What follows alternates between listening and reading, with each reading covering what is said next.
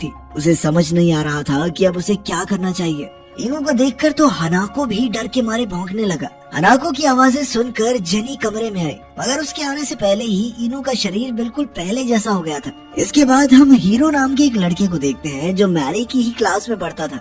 एक दिन वो अपने बेस्ट फ्रेंड चौको से मिलने उसके घर गया। हीरो काफी दिन से स्कूल नहीं गया था क्योंकि स्कूल में सभी बच्चे उसे बहुत परेशान करते थे। खैर अब उसने अपने दोस्त चौको को बाहर बालकनी में बुलाया और आसमान में उड़ते एक पंछी की ओर हाथ से गोली चलाने का इशारा किया, और उसी समय अचानक वो पंछी हवा में ही मर गया। और चौको को तो समझ ही नहीं आ रहा था कि आखिर ये हुआ क्या।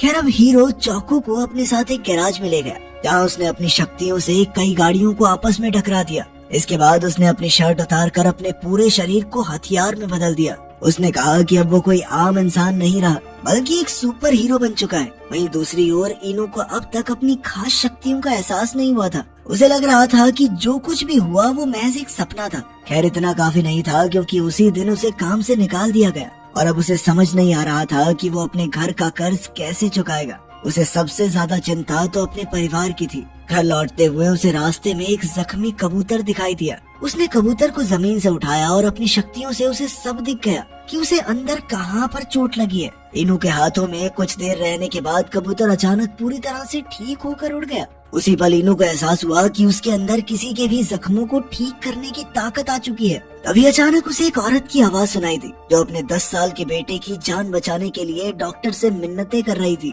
इनू को एहसास हुआ कि आवाजें पास के एक हॉस्पिटल से आ रही हैं, तो वो जल्द ही वहाँ पहुँच गया। वो एक कमरे में घुसा तो उसे केडा नाम का एक बच्चा दिखा जो इस वक्त कोमा में था। जब इनू ने उसे छुआ तो उसके सिस्टम ने बच्चे की बीमारी का पता लगा लिया और फिर उसने बच्चे को ठीक करने की कोशिश की। कुछ ही पलों में केडा बिल्कुल ठीक हो गया और उसने अपनी आंखें खोली। तभी उसकी माँ कमरे में आई तो वो एक अनजान आदमी को देखकर डर गई। उसने तुरंत डॉक्टर को बुलाया, लेकिन तभी उसके बेटे ने उठकर उसे आवाज दी और इस चमत्कार को देखकर तो डॉक्टर्स भी हैरान रह गए।